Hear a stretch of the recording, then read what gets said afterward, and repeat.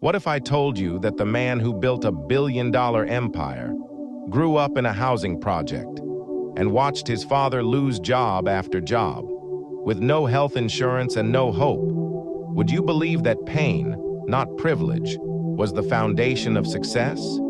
This is the story of Howard Schultz, and it might just change your life, because success doesn't come to those who wait. It comes to those who refuse to stay where they are. Howard grew up in the Bayview housing projects of Brooklyn. His family lived paycheck to paycheck. At just 7 years old, he saw his father break his leg at work and lose his job because there was no health care, no compensation, no backup plan. That moment scarred him, not just because of the pain, but because of the helplessness. Imagine being a child and realizing your dreams might never come true, not because of your choices, but because of your circumstances. But here's the thing. Howard didn't accept that fate. He hated it. And sometimes, hate becomes fuel. Howard got out.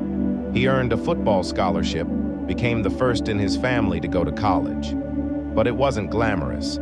He sold office supplies, carried luggage in hotels, worked long hours for little pay. Then one day, he walked into a small coffee shop called Starbucks. Back then, it was just a local chain in Seattle. He saw more than coffee. He saw potential. He saw a culture, an experience people didn't know they needed. He begged them to let him join, then convinced them to let him take the company national. And when they said no, he risked everything to buy it himself. A kid from the projects bought the company that refused to believe in him. Today, Starbucks is a $100+ billion brand, but Howard never forgot where he came from. He gave his employees health care, even the part-timers, because he remembered his father. He remembered the fear, the urgency. Howard's story isn't just about coffee. It's about refusing to settle, about turning pain into power.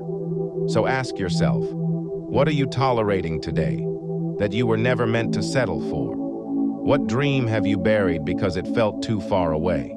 Because no one's coming to save you. No one's handing you a blueprint. But you can build your own. Howard Schultz didn't have money, didn't have connections. What he did have was a decision, and so do you. You can choose to rise, to start something, to become someone. So stop waiting, start building. Because if a boy from Brooklyn can turn struggle into Starbucks, what's your excuse?